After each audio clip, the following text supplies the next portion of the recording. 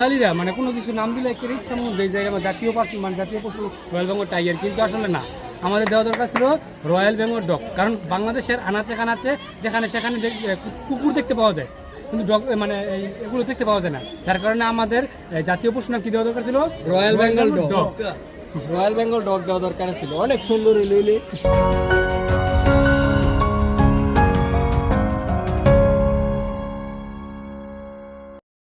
Hello viewer, প্রিয় বন্ধুরা, আজকে আমাদের সাথে কেউ না থাকলে আমাদের বাগিনা জায়েদ খান আছে। জায়েদ খানের বাপ নিয়ে আসছে আজকে। আপনারা বলেন আমাকে দেখলে কি যাইছিল? কি খান তাইলে? সুমন খান।